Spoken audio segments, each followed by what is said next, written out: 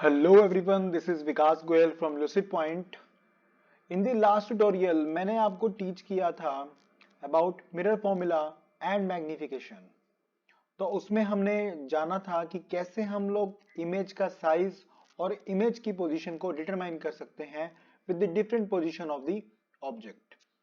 इस वीडियो में मैं आपको बताऊंगा applications of concave and convex mirror. देखिए, सबसे ज्यादा परेशानी जो होती है बच्चों को, वो रे डायग्राम्स तो समझ लेते हैं। अब रे डायग्राम्स के बाद जब एप्लीकेशन की बारी आती है तो सिर्फ क्रैमिंग करते हैं। आपको लगता है कि ये मैंने लर्न कर लिया क्योंकि कनकेव मिरर यहां पे यूज होता है, कन्वेक्स यहां पर यूज होता है। लेकिन रे डायग्राम्स को एप्लीकेशन के साथ रिलेट करना ये बहुत ज्यादा जरूरी है। और मैंने ये पाया कि इस टॉपिक के ऊपर बहुत कम वीडियोस अवेलेबल हैं यूट्यूब पर। तो अगर आप इस चैनल पर आए हैं तो आप कोशिश करिएगा कि एक एक बात को ध्यान से समझने की और बाद में इसको वेरीफाई भी जरूर करना। और कहीं पर भी आपको प्रॉब्लम लगे तो मुझे कमेंट सेक्शन में ये बात जरूर बताना। Your positive feedback and constructive feedback are always welcome. Thank you. शुरू करते हैं वीडियो को। तो फर्स्ट जो मैंने पिक्चर यहाँ पे ली है एक बच्चे की, इस बच्चे के को जो डॉक्टर है वो ट्रीट कर रहे हैं टीथ्स को, दांतों का ट्रीटमेंट कुछ कर रहे हैं। तो ये हमें जांच पड़ताल जो हमें हो रही है, इसमें हमें कनकेव मिरर, जैसे कि मैंने ऊपर लिखा है कि ये कनकेव मिरर का केस है। और कनकेव मिरर में कौन सा डायग्राम हम यहां पर बना सकते हैं। तो पहला क्वेश्चन तो यहां पर यही है, जो भी इस वीडियो को देख रहे हैं आप सोचिए कि यहां पर कौन सा डायग्राम बनने वाला है। देखिए, सबसे पहले मैं कनकेव मिरर को यहां बना देता हूं। This is the concave mirror और इसको जल्दी से ड्रॉ कर लेते हैं। और this is the principal axis and this is this focus, this is the centre of curvature. देखिए, अब जब डॉक्टर इस मिरर पर, ये जो मिरर है जो आपको, जो मैं इसको पिन पॉइंट यहां पे कर देता हूं, this is the mirror, this is you can say concave mirror, right. तो ऑब्वियस सी बात है, इस मिरर में आपको जो दांतों की जो इमेज मिलेगी, टीथ की इमेज मिलेगी, वो बड़ी मिलनी चाहिए या छोटी मिलनी चाहिए। तो इमेज आपको मिलनी चाहिए, अगर मैं यहां पे लिखूं, image should be enlarged, enlarged मिलनी चाहिए, बड़ी मिलनी चाहिए इमेज। तो जब इमेज बड़ी मिलनी चाहिए तो आप जरा वैसे भी क्रिटिकल थिंकिंग से सोचिए कि कन्वेक्स मिरर में क्या इमेज बड़ी बनती है। कन्वेक्स मिरर में इमेज का साइज इंक्रीज होता है? नहीं होता है। इमेज का साइज इंक्रीज होता है कनकेव मिरर में। और कौन से केस में होता है, जो आप पुरानी वीडियो में जाकर के देखिए जहां पर मैंने कनकेव मिरर को डिस्कस किया था, सारे इमेज फॉर्मेशन वाले डायग्राम्स देखिए। जो लास्ट केस था, लास्ट केस में अगर मैं ऑब्जेक्ट को प्लेस कर दूंगा फोकस और पोल के बीच में, को कुछ ऐसे प्लेस कर दूंगा। For example, this is my object A B, यहां पर प्लेस कर दिया। अब यहां से ऐसे मान लेते हैं कि कुछ जो इंसिडेंट रे है हमारी फॉल करने वाली है इस मिरर के ऊपर, कुछ पैरेलल ऐसे। अब जब पैरेलल जाएगी तो मैं यहां पर थोड़ा सा, मुझे इसको प्रिंसिपल एक्सिस को पीछे बनाना पड़ेगा इस केस के अंदर, यस। तो जब पैरेलल जाएगी, आपको पता है कि पैरेलल रे जाती है तो वो फोकस पे ही मीट करती है, isn't it? वो फोकस पे ही मीट कर जाने वाली है। इसका मतलब जो इंसिडेंट रे आने वाली है वो वापस हमारी फोकस पे मीट कर जाने। लेकिन ये जब पीछे जाएगी, ये इसको प्रोजेक्ट हम पीछे की तरफ करते हैं। क्यों करते हैं पीछे की तरफ? क्योंकि अपीयर होती है कि फोकस पे आ रही है, ये ऐसा लगता है मिरर से आ रही है फोकस के ऊपर। सो ये केस मैंने वहां पे डिस्कस किया था, अगर कोई डाउट है तो वहां पे जाकर देखिए आप। सेकेंड रे हम यहां से जो बनाने वाले हैं, सेकेंड रे मैं यहां से कुछ इसके इस एंगल पे बनाने वाला हूं यहां पर, क्योंकि दो ही पॉसिबिलिटी है, या तो पैरेलल जा सकती है या डायरेक्टली इसको हिट कर सकती है रे। तो अब क्या होने वाला है, जब ये कुछ ऐसे जाएगी तो ये सेंटर ऑफ कर्वेचर से पास हो जाने वाली है, लाइक दिस, यहां से, राइट। और इसका मतलब अगर इसको पीछे की तरफ हम लोग प्रोजेक्ट करते हैं, यहाँ पे पीछे की तरफ करते हैं, तो ये कुछ ऐसे यहां पे जाकर के मीट कर जाने वाली है इधर। तो ऑब्जेक्ट की साइज की जो जो डिफरेंस आएगा देखिए, ये हमारा ऑब्जेक्ट का साइज हो जाने वाला ए डैश बी डैश। तो इतना छोटा सा ऑब्जेक्ट इतना बड़ा बन जाने वाला है, मतलब इस ऑब्जेक्ट का साइज से बहुत बड़ी इमेज की साइज, ये है हमारी size of image, this is the size of the image, right. अब जब इमेज इतनी बड़ी बनने वाली है, ऑब्जेक्ट इतना छोटा है, तो ये तो कनकेव मिरर का ही केस हुआ ना। तो इस वजह से हाँ डॉक्टर जो है वो कनकेव मिरर को यूज करते हैं कि छोटे छोटे दांतों को अगर इनको बड़े उसमें देखना है, सो दैट वो ट्रीट कर सके इसको। आई होप ये आपको समझ में आ गया केस। तो चलिए चलते हैं नेक्स्ट केस पे। जो नेक्स्ट एप्लीकेशन है, वो नेक्स्ट एप्लीकेशन क्या है, हेडलाइट ऑफ कार। तो ये तो देखिए सबको इंटरेस्टिंग भी लगता है और बड़े कॉमन सी बात है। तो जल्दी से इसका भी केस आप खुद से पहले सोचिए और मैं साथ साथ यहां बनाता हूं। तो ये हमारा जो है फिर दोबारा से कनकेव मिरर आ गया, और कनकेव मिरर में कुछ इस तरह से हमने इसको प्रोजेक्ट कर दिया पोल, ये हो गया फोकस और ये हो गया सेंटर ऑफ कर्वेचर। तो देखिए अब जब कार में जब हेडलाइट होती है, हम चाहते हैं कि ये लाइट जितना दूर हो सके उतनी दूर तक रोड के ऊपर हमें फॉल करती हुई नजर आए, राइट। इसका मतलब हम चाहते हैं कि लाइट दूर तक जाए, तो हम ऑब्जेक्ट को, ऑब्जेक्ट यहां पर क्या होने वाला है, इसका लैंप जो अंदर जो एलईडी लगी होती है। तो अगर मैं ऑब्जेक्ट को फोकस पे रख दूं, यहां पे रख दूं फोकस पे, इस पे रख दूं, तो क्या होगा अगर फोकस पे, अभी तो फोकस और पोल के बीच में रखा था, अभी सिर्फ मैंने इसको कहां पे रख दिया है, फोकस पे रख दिया है। तो फोकस पे कुछ ऐसे केस होगा, आपको पता है फोकस से। और ये पता है जब आपको यहां से कुछ कोई भी पैरेलल लाइन होती है तो वो फोकस से होकर के गुजरती है, कुछ ऐसे लाइक दिस। और दूसरी इंसिडेंट रे मैं कुछ मान लेता हूं यहां से कि ये कुछ ऐसे फॉल करने वाली है, कुछ ऐसे, और ये रे कुछ इस तरह से जाने वाली है लाइक दिस, ऐसे।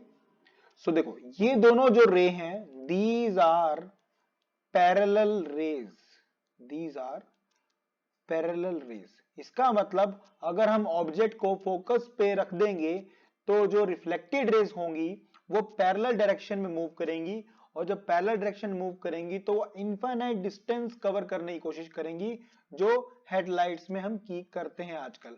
आजकल बहुत एडवांस हेडलाइट्स आ रही हैं, तो आप जो उसका जो रीजन है वो और भी एक्यूरेसी होती है फोकस पर उसको रखने की, और वो पैरेलल रेज में काम करते हैं। रिफ्लेक्टर जो साथ में मिरर लगा होता है, जो आपको नजर आता है दिन में चमकता भी है काफी, रिफ्लेक्टर, वो आपका कनकेव मिरर होता है।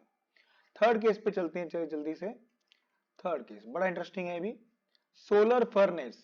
अब देखिए सोलर फर्नेस से कुछ कुछ आपको सोलर कुकर की भी याद आ गई होगी, सोलर कुकर की। तो सोलर कुकर के अंदर भी एक मिरर लगा होता है, वो भी आपका कनकेव मिरर ही होता है। ये कौन सा होता है देखिए, इसमें कौन सा डायग्राम बनेगा, जल्दी से जानते हैं। तो ये बना दिया हमने मिरर दोबारा से, और इस मिरर में देखिए मान लेते हैं कि ये दोबारा से हमारा जो है फोकस आ गया, ये हमारा सेंटर ऑफ कर्वेचर आ गया, ये हमारा पोल आ गया, राइट। तो देखिए अगर मैं इंसिडेंट रेज पैरेलल कर दूं, सारी की सारी इंसिडेंट रेज पैरेलल कर देने वाले हैं यहां से, ये वाली भी, और कुछ एक नीचे से भी ले लेते हैं, तीन रे ले लेते हैं फॉर एग्जाम्पल, राइट। तो अब ये बिल्डिंग नजर आ रही है, इस बिल्डिंग, पूरी बिल्डिंग पर हमने एक सोलर फर्नेस लगा दिया है। ऐसा क्यों किया गया है, देखिए ऐसा इसलिए करते हैं कि अगर हम चाहते हैं कि इसके सामने एक फोकस पॉइंट, जो इस मिरर का फोकस पॉइंट यहां पर कोई ऑब्जेक्ट गलती से कुछ यहां पे आ जाए और वो एनिमी है और वो आते ही बर्न हो जाए, तो मैं सोलर फर्नेस का इस्तेमाल करूंगा, जो कि हमारी इंडियन आर्मी भी करती है। Indian army also uses solar furnace to destroy the enemy. देखिए क्या है, अगर हम इंसिडेंट रे को यहां पे फॉल करवाते हैं तो हमें पता है कि ये पैरेलल रेस फोकस पॉइंट पर ही मीट करेंगी, कुछ like this and like this, right. ये ऐसे मीट करने वाली है इस पॉइंट पर। तो जब इस पॉइंट मीट करेंगी तो ये बहुत कंसंट्रेट करेंगी, मतलब इस पे इस पॉइंट पर कन्वर्ज करने वाली है यहां पर, राइट। तो पोजीशन जो है ऑब्जेक्ट की वो इनफाइनाइट है। अब यहां पे ऑब्जेक्ट क्या है बताइए जरा। ऑब्जेक्ट है यहां पे खुद सन, राइट, और सन से आ रही है सनलाइट जो कि इनफाइनाइट डिस्टेंस से आ रही है। तो उसको अगर हम सेंटर ऑफ कर्वेचर बहुत बड़ा रखेंगे तो हम फोकस को जितना दूर चाहे शिफ्ट कर सकते हैं, डिपेंड करता है सेंटर ऑफ कर्वेचर पे, क्योंकि फोकस पॉइंट उसका हमेशा हाफ वे में होगा ऑलमोस्ट। आई होप ये आपको समझ में आया है। चलिए जल्दी से आगे मूव करते हैं कन्वेक्स मिरर की तरफ। अब देखिए कन्वेक्स मिरर तो और भी ज्यादा आपको इंटरेस्टिंग लगने वाला है। मैं जब छोटा था तो मैं हमेशा सोचता था कि objects in the mirror are closer than they appear. तो ये सोचा करता था कि ये क्यों लिखा होता है और ऐसा होता क्यों है। ये गाड़ी तो इतनी बड़ी होती, गाड़ी को इतना छोटा क्यों दिखाता है ये। तो जब बाद में फिजिक्स पढ़ी तो जाना कि कन्वेक्स मिरर यहां पे लगा होता है, ना कि प्लेन मिरर। देखने में कुछ प्लेन मिरर जैसा लगता है लेकिन ये कन्वेक्स मिरर होता है। और कन्वेक्स मिरर में ये कौन से वाला केस है, चलिए जानते हैं कन्वेक्स मिरर का। पहले हम जल्दी से डायग्राम बना लेते हैं कुछ इस तरह से। अब आपको पता है कि कन्वेक्स मिरर का जो पॉलिश्ड सरफेस होता है वो तो कुछ इस तरफ ही होता है, लेकिन जो रिफ्लेक्टिंग सरफेस है उसका लेफ्ट हैंड साइड में रहने वाला है। और सेंटर ऑफ कर्वेचर अब इसका इधर शिफ्ट हो गया, राइट, और ये इसका पोल भी हो गया। अब ऑब्जेक्ट के पास सिर्फ दो ही पोजीशन बचती हैं, या तो मैं ऑब्जेक्ट को इंफिनिटी पे रख दूं, या ये पैरेलल रेज इंफिनिटी शो कर रही है, या इंफिनिटी और पोल के बीच में। तो मान लेते हैं ऑब्जेक्ट को कुछ इधर मैंने शो कर दिया यहां पे इंफिनिटी और पोल के बीच में, जो कि एक गाड़ी भी एक्चुअली कुछ ऐसी करने वाली है। अब यहां से जब मैं पैरेलल रेज, जब मैं यहां से कुछ पैरेलल रे को पास करूंगा यहां से कुछ ऐसे, और ये रिफ्लेक्ट कर जाने वाली है। आपको पता है मैंने पुरानी वीडियो में डिस्कस भी किया था आपसे, ये कुछ ऐसे फील होगी कि ये फोकस पॉइंट से यहां से मिल जाने वाली है। मैं इसको दूसरे कलर से ले लेता हूं, रेड से ले लेता हूं। कुछ ये इस तरह से फोकस पॉइंट से जाने वाली है, राइट। सेकंड, एक रे मैं यहां से और एज्यूम कर सकता हूं, दूसरी रे हम यहां से ले सकते हैं कुछ सेंटर ऑफ कर्वेचर से पास होती हुई, लाइक दिस। तो सेंटर ऑफ कर्वेचर से क्या होने वाला है, कुछ ये इस तरह से होने वाला है। यहां पर ये सेंटर ऑफ कर्वेचर के पास जाएगी और ये कुछ इस तरह से। तो ऑब्जेक्ट कुछ यहां पर बनने वाला है, पॉइंट ऑफ इंटरसेक्शन ये होने वाला है। तो पॉइंट ऑफ इंटरसेक्शन से ये छोटी सी इमेज यहां पर बन जाने वाली है। मान लेते हैं अगर ये ए बी है तो ये ए डैश बी डैश है। तो ऑब्जेक्ट छोटा भले है लेकिन जो बड़ी पिक्चर जो है आपको बहुत सारा फील्ड ऑफ व्यू आपको इस छोटे से मिरर में दिखाई दे रहा है। तो कन्वेक्स मिरर क्या करता है, कन्वेक्स मिरर बड़ी पिक्चर को छोटा करता है, नैरो कर देता है, उसको छोटा करता है, लेकिन फील्ड ऑफ व्यू को बढ़ा देता है। मतलब कि पीछे सारा का जो बहुत सारी गाड़ियां आ रही हैं, देखिए ये पीछे भी आपको ट्रैफिक नजर आ रहा है। इस ट्रैफिक को मैं मार्क कर रहा हूं यहां पर। ये जो ट्रैफिक है ये वाला, ये ट्रैफिक जो बहुत छोटा दिखाई दे रहा है एक्चुअली में ये इनफाइनाइट डिस्टेंस पर प्लेस्ड है। This is placed at infinite distance. इसी वजह से उसकी इमेज कहां बनेगी, फोकस पर बनेगी। तो आई होप ये आपको समझ में आ गई एप्लीकेशन। चलिए जल्दी से एक और डायग्राम की तरफ मूव करते हैं। Okay, that's looking very interesting. अब यहां पर देखिए मुझे याद आ गई उस डायग्राम की जो हम न्यूज़पेपर में देखते थे बच्चे होते हुए, कि दो बताइए दो पिक्चर्स में क्या डिफरेंस है। तो ये वो वाला क्वेश्चन नहीं है, यहां पर मैंने लिखा ऑलरेडी कि जो कन्वेक्स मिरर है, कन्वेक्स मिरर का जो विजन है वो वाइड रहता है, फील्ड ऑफ व्यू जो है वो काफी वाइड रहता है as compare to flat mirror. Flat mirror में आप देख रहे हैं कि बहुत यहाँ पे साइकिल आपको थोड़ी बड़ी नजर आ रही है, लेकिन ये फील्ड ऑफ व्यू कट गया, पूरी साइकिल का एक टायर नजर नहीं आ रहा है। यहाँ पे आपको पूरा टायर भी नजर आ रहा है, साथ में पूरी शेडो भी नजर आ रही है ऑलमोस्ट। यहाँ पे नीचे का यहाँ पे आपको सरफेस भी नजर आ रहा है, तो फील्ड ऑफ व्यू बढ़ जाता है। ये ऐसा क्यों होता है, ऐसा इसलिए होता है क्योंकि देखिए मान लेते हैं कि ये हमारा प्लेन मिरर है और ये हमारा जो है कुछ कन्वेक्स मिरर है हमारा, राइट। तो देखिए अब इसमें जो हमारा फील्ड ऑफ व्यू है, फील्ड ऑफ व्यू वो कुछ ऐसे होने वाला है, ऐसा ऑलमोस्ट कुछ ऐसा फील्ड ऑफ व्यू होने वाला है।